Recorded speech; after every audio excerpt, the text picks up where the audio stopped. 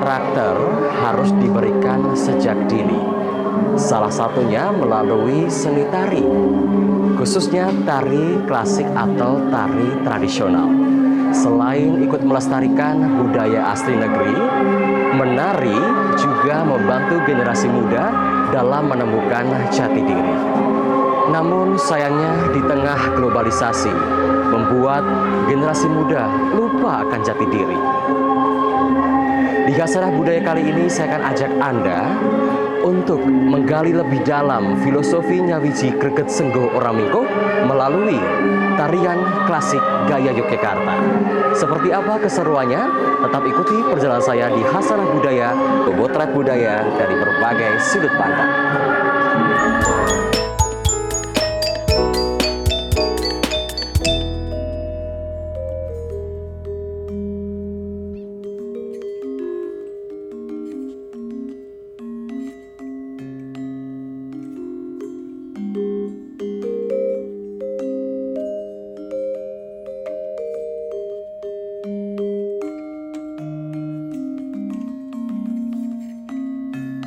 Yogyakarta merupakan daerah istimewa yang dikenal sebagai pusat kesenian, pusat pendidikan, dan pusat kebudayaan adiluhung Jawa. Disinilah beragam jenis kesenian tumbuh, mulai yang tradisional hingga modern, maupun kesenian yang memadukan keduanya berkembang pesat di Yogyakarta. Berbagai giat kesenian pun tersebar di pelosok Yogyakarta sebagai konsekuensi sosiologis dari hidupnya jejaring kebudayaan di Yogyakarta. Keraton sebagai pusat kebudayaan memberi dampak positif terhadap perkembangan seni budaya. Kesenian adiluhung dapat hidup berdampingan dengan kesenian rakyat yang terus bermunculan seiring dinamika masyarakat Yogyakarta. Tari klasik merupakan salah satu karya terbaik hasil penciptaan kesenian adiluhung dari dalam keraton. Tidak terhitung lagi karya tari maestro yang telah diciptakan sejak masa pemerintahan Sultan Agung.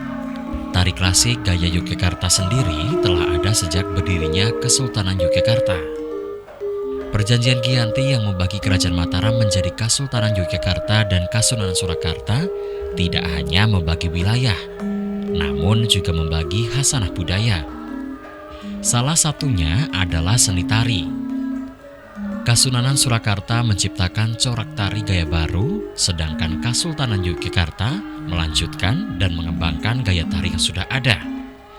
Oleh karena itulah, tari klasik gaya Yogyakarta juga disebut sebagai Joget Mataram. Sri Sultan Hamengkubuwono I bukan sekadar mencintai seni tari, namun juga merupakan penari yang handal. Semasa memerintah, Sri Sultan Hamengkubuwono I menciptakan beragam tarian seperti beksan lawung, beksan eteng, dan drama tari wayang wong.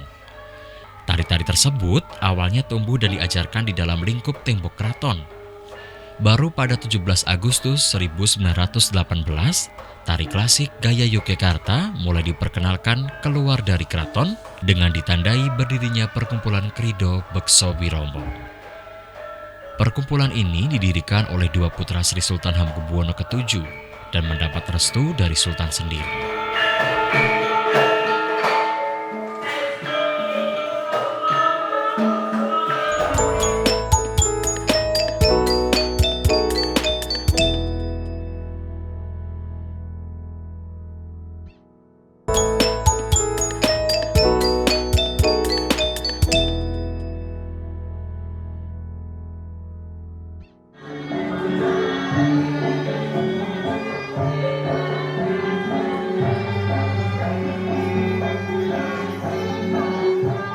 Beksan klasik gaya Yogyakarta pada akhirnya tidak sekadar dipahami sebagai seni olah tubuh, namun juga dimaknai sebagai falsafah hidup. Jiwa dari Joget Mataram diungkapkan ke dalam 4 unsur, yakni sawiji, greget, sengguh, dan oramingko. Keempat unsur ini tidak hanya diajarkan dalam seni tari, namun juga dihidupkan sebagai karakter Kawula Ngayogyakarta.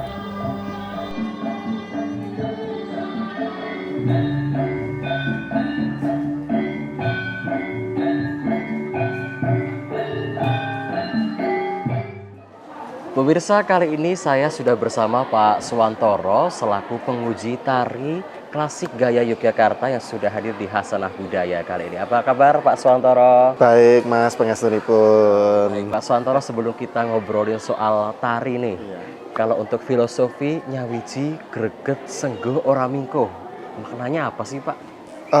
Sebenarnya untuk greget sawiji sengguh ramingko itu bisa diterapkan di dalam seni tari maupun dalam kehidupan sehari-hari. Kalau di seni tari misalnya, yang namanya nyawiji itu adalah bagaimana seorang penari itu bisa menyatu dengan apa yang ditarikan, dengan peran apa yang ditarikan. Itu nyawiji. Lalu kalau greget itu adalah dinamika. Tapi dinamika bagaimana penari itu bergerak secara dinamis. Jadi setiap gerakan itu tidak selamanya mengalun, tetapi ada tekanan-tekanan yang memang itu harus dibutuhkan. Itu namanya greget. Nah, sedangkan sengguh itu merupakan kepercayaan diri. Jadi bagaimanapun juga seorang penari harus memiliki percayaan diri yang kuat. Tetapi semua itu tidak mengarah pada sombongan, bahwa saya bisa menari dengan bagus, tetapi saya tidak menyombongkan diri bahwa saya menari dengan bagus, gitu. Ya, jadi arahnya bukan ke arah sombong, tetapi lebih pada kepercayaan diri. Lalu kalau ramingko itu adalah bagaimana penari itu bisa menghadapi tantangan-tantangan yang dihadapinya, baik itu dalam performance maupun dalam pelatihan. Itu kalau diterapkan dalam seni tari.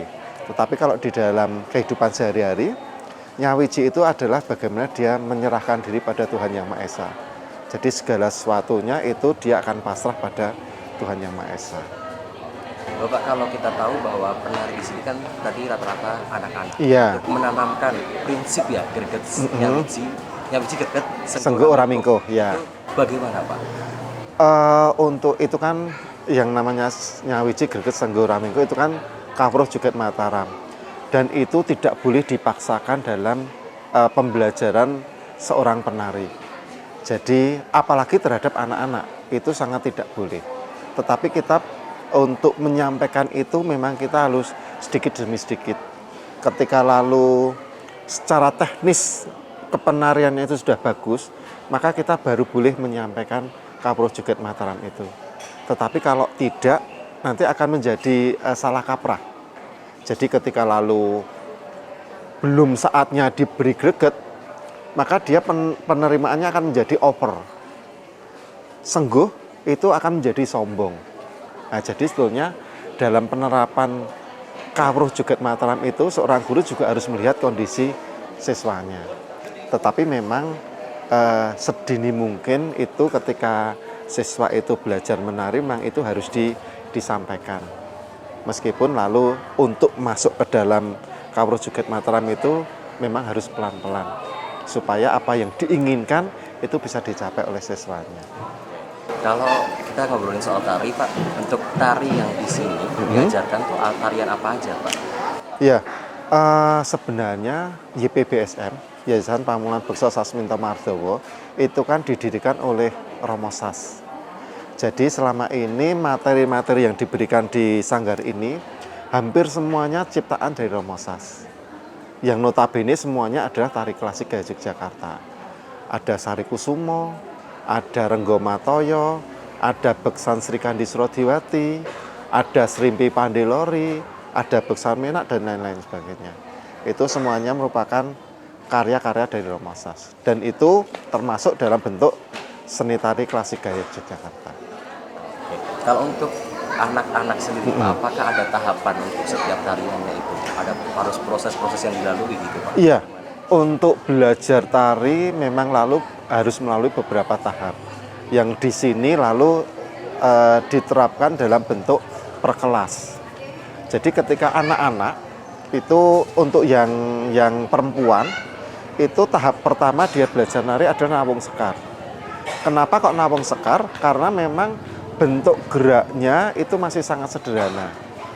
Lalu setelah nawung sekar selesai, dia akan naik ke tingkat berikutnya yaitu Sarikusumo.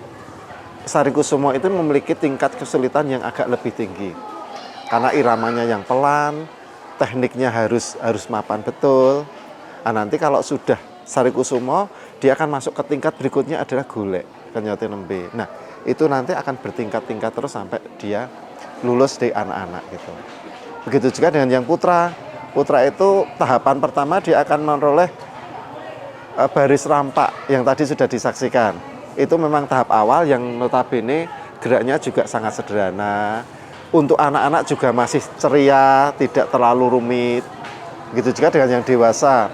Dewasa itu sebagai tahapan awal, dia akan mempelajari Renggomatoyo. Renggomatoyo merupakan gabungan dari ragam-ragam yang ada di tari Jogja. Jadi mereka memang harus tahap demi tahap. Tidak boleh kok dari belajar langsung ke tahap yang ketiga, nanti tidak akan bagus hasilnya. Sebenarnya pelajaran apa yang bisa dipetik oleh setiap siswa Pak ketika melalui tahapan tersebut? Mungkin dari gerakannya atau dari jenis tariannya gitu Pak. Secara harafiah itu adalah teknik menarinya. Jadi kalau siswa itu belajar sesuai tahapannya, maka teknik menarinya akan lebih bagus daripada yang belajarnya loncat-loncat. Itu secara harafiah.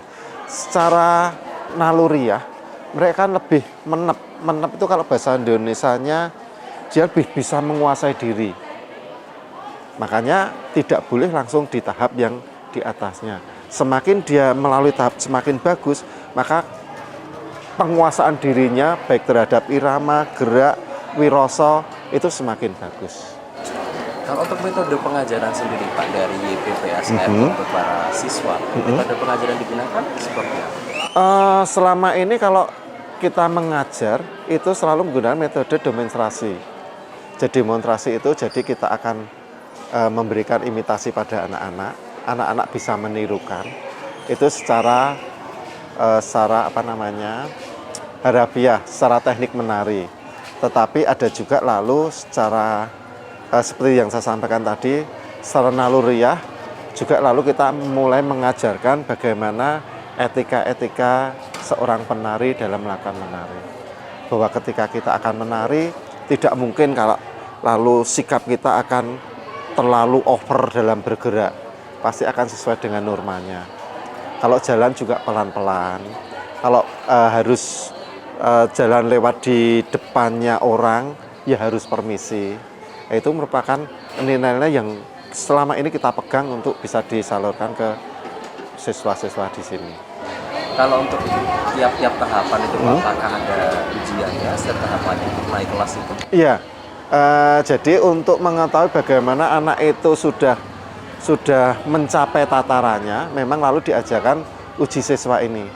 Nah, uji siswa ini sekaligus untuk memantau keberhasilan siswa dalam 6 bulan mereka berlatih.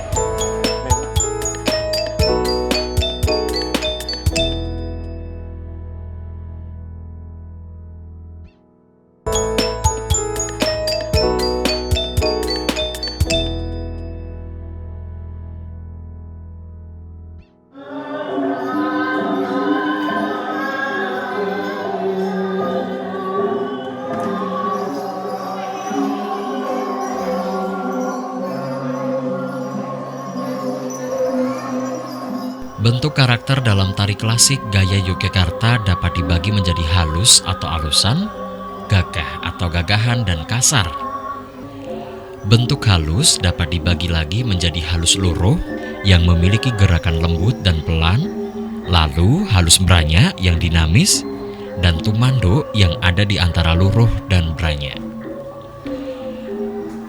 Sementara bentuk gagah dapat dibagi menjadi gagah lugu yang tampak bersahaja dan gagah kongas yang penuh kebanggaan. Sedangkan bentuk kasar dapat dibagi menjadi kasar kesatria dan kasar raksasa. Ragam perwatakan tari klasik gaya Yogyakarta diambil dari perwatakan karakter-karakter yang ada di wayang kulit. Pola gerak untuk karakter putri hanya satu, yaitu ngenceng encot atau ngrudo. Sedang untuk karakter putra ada 4 ragam pokok yang disebut impur, kambeng, kalang kinantang, dan bapang. Impur berkarakter halus, kambeng berkarakter putra gagah. Keduanya digunakan untuk menggambarkan watak sederhana, tidak banyak tingkah, dan penuh percaya diri.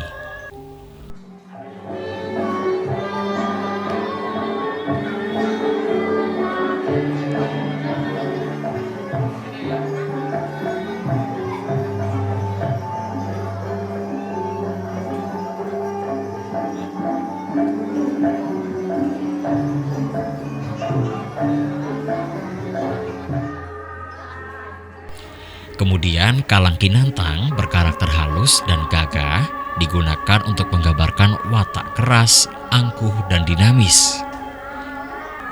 Sementara Bapang berkarakter gagah dan kasar digunakan untuk menggambarkan watak sombong sekaligus banyak tingkah.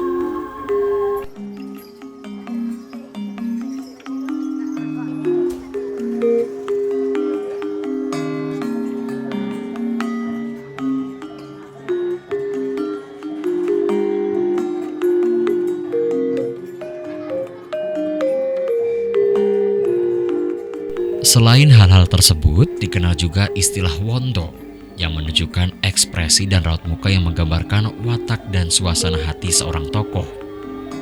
Biasanya, tiap tokoh memiliki 3 macam wonto. Misalnya tokoh Kresna yang memiliki wonto Mangu, Gentreh, dan Gitra. Mangu untuk menunjukkan wibawa, Gentreh saat menunjukkan kepandaian berbicara, dan Gitra saat adegan perang atau terbang. Pakem murni seperti inilah yang diajarkan pula kepada generasi muda yang ngangsu kawruh seni tari klasik di dalam Pujo Kusuman.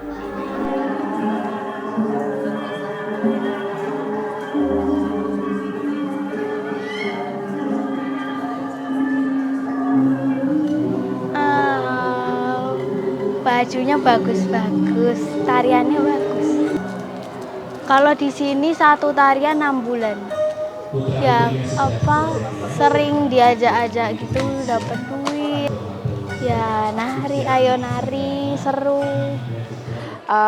Pertama biar dia belajar sabar, semeleh, terus ada ngerem nafsu dia buat ngeliatin aku bisa, ada rasa semeleh ini terus sabar, ngerem gitu loh. Terus ngolah rasa biar dia bisa menep tuh. Biasanya kan kalau kreasi baru dia udah tak gitu, udah biasa dari kecil. Tapi di klasik kan harus belajarnya emang enggak 1 tahun 2 tahun terus. Makanya saya ayo deh kalau mau ke keraton, mau jadi penari hebat harus bisa nari klasik. Dari kecil banget sebenarnya. Pas umur 2 tahun dia tiap saya gini tangdut, ding tang, dia tuh gerak-gerak sendiri. Waktu itu saya off nari, off ngajar itu hampir 10 tahun sudah meninggalkan tari. Kemudian lihat si anak kok ini kok sepertinya udah ini lagi. Terus saya dipanggil ngajar lagi di sekolahan dia, menari kembali. Terus alhamdulillah lihat ya, oh berarti dia bakatnya di sini. Bangga, terharu sekali itu. Di antara misal 20-30 anak yang mau nari klasik 1-2. Anak saya termasuk yang mau belajar itu, saya luar biasa bangga dan terharu. Tadi aja saya nangis gitu. Apalagi nanti kalau dia udah tingkat golek gitu, wah luar biasa. Seneng lah pokoknya, seneng dia udah mau menari klasik itu, seneng banget. Basic saya kan orang Jawa, jadi saya pengen memperkenalkan budaya Jawa kepada anak saya. Kebetulan anak saya dari kecil itu sudah kami dengarkan tentang gamelan, kami ajak nonton pagelaran, jadi ada ketertarikan. Nah, dari ketertarikan itu saya mencari wadah yang tepat agar berkembang cinta budayanya, terutama budaya Jawa. Ya, terutama bagi generasi bapak-bapak muda ya. Saya sangat menghimbau, kalau orang bilang orang Jawa ojo ilang Jawane. Hal itu harus kita pegang sebagai orang Jawa, karena dengan kita mendidik anak untuk mencintai budayanya akan membentuk karakter kuat tentang kecintaan budaya Jawa atau lokal yang dipegang.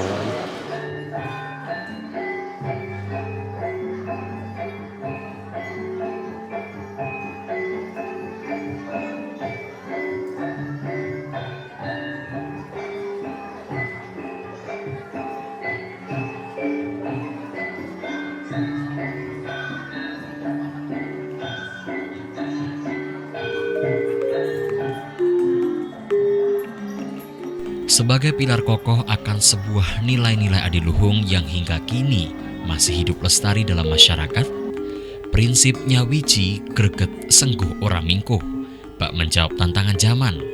Betapa pentingnya benteng budaya yang tumbuh dan berkembang dari dalam jiwa itu sendiri untuk menepis gelombang perubahan yang kian menggerus nilai-nilai adiluhung, karena generasi muda adalah ujung tombak perjuangan yang akan melanjutkan langkah dan perjuangan yang masih panjang membentang.